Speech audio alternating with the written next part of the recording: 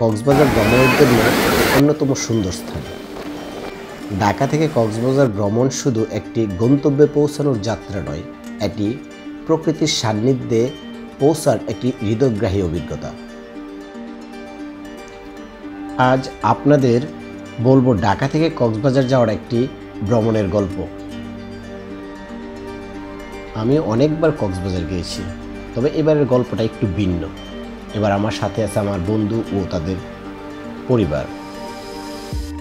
প্রথমে আমরা একটা হাইস নেই, আমরা ফ্যামিলি মিলে একটা হাইস নেই। তারপর এটা দিয়ে পূর্বাচল যায়। পূর্বাচল গিয়ে এখানে হাঁসের মাংস, তারপর হয়েছে রুমালি রুটি, আরও আদার্স কিছু জিনিস আছে, ওইগুলো দেখলাম এবং খেয়ে নিলাম। তারপর এক্সপ্রেস ওয়ে দিয়ে আমাদের বাস কাউন্টার আরামবাগে পৌঁছতাম। সেখানে আমার ছোটো ভাই সাকিব আমাদের জন্য অপেক্ষায় ছিল।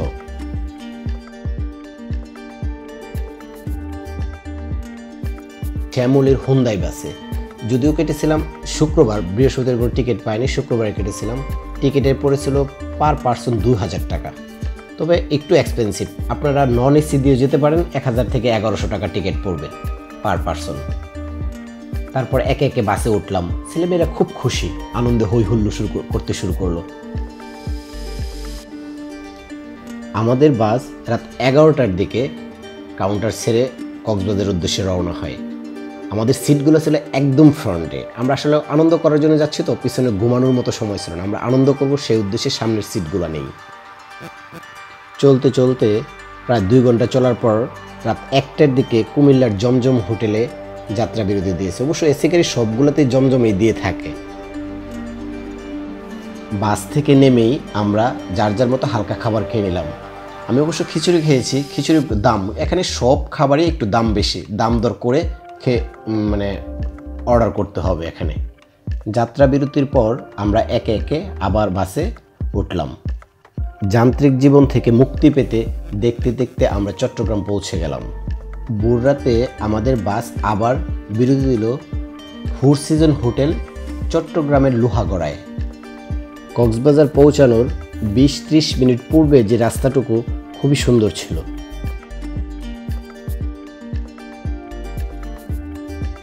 ভোর 6টায় আমরা কক্সবাজার ডলফিন মোড়ে পৌঁছে যাই। আবার সঙ্গে সঙ্গে সমুদ্রের প্রতি এক অদ্ভুত আকর্ষণ অনুভব হতে থাকে। বাস থেকে নামার পর আপনারা নিজেরা পায়ে হেঁটে হোটেল খুঁজে নেবেন। অটোওয়ালা খুব বিরক্ত করবে।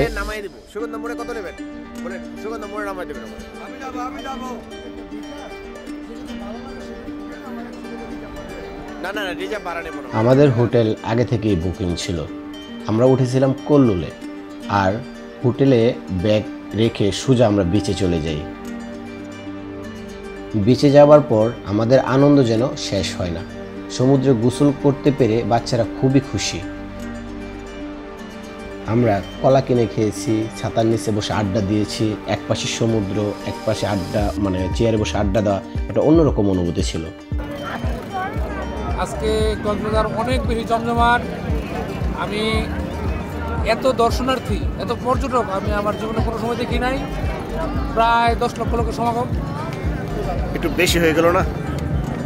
5 লক্ষ তো হবেই হবে। তাহলে ঠিক আছে, আপনি বলেন।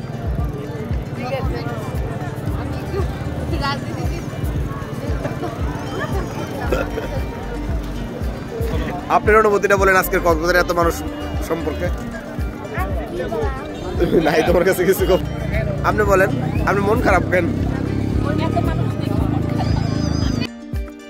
আর সন্ধ্যার পর তো শুরু হয় কক্সবাজারের বিচে অন্যরকম একটা পরিস্থিতি। সেখানে আমরা তন্দুরি চা খেয়েছি, কাঁকড়া খেয়েছিলাম, আর বিভিন্ন রকমের মাছ ফ্রাই তো আছেই। আর আমার ছেলে কাঁকড়া খেয়ে তো খুবই খুশি। আমরা স্যালমন মাছের একটা বারবিকিউ করেছিলাম, প্রায় 1200 টাকার মতো পড়েছিল, সাথে রুটি ছিল।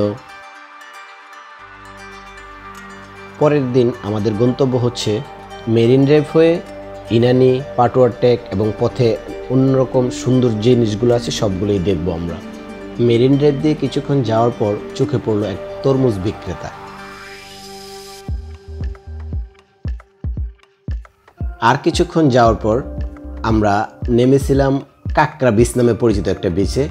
এটা যেতে আবার একটা কাঠের ব্রিজ পার হতে হয়। কাঠের ব্রিজ পার হয়ে আমরা যখন বিচে যাই, ওইখানে গিয়ে দেখি প্যারাসাইলিং।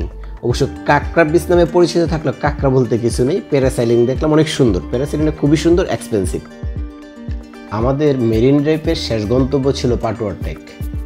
ওইখানে প্রায় 1 ঘন্টা সময় কাটিয়ে নানা কিছু দেখাশোনার পর আমরা ওইখানেই একটা রেস্টুরেন্ট, সানসেট বিচ ক্যাফে নামে একটা রেস্টুরেন্টে আমাদের দুপুরের খাবার খেয়েছিলাম। পাটুয়া টেক থেকে ফেরার পথে আমরা দেখেছি ইনানি, পেচার দ্বীপ, তারপর হচ্ছে হিমছড়ি, এবং সূর্যাস্তের যে একটা সুন্দর দৃশ্য, এটা একমাত্র মেরিন ড্রাইভ থেকেই সবচেয়ে সুন্দর। ভ্রমণ সবসময় আনন্দের, তবে প্রথম ভ্রমণের কিছু স্মৃতি মনের ভিতরে থেকে যাবে আজীবন। এক একটা ভ্রমণের স্মৃতি এক এক রকম। ধন্যবাদ।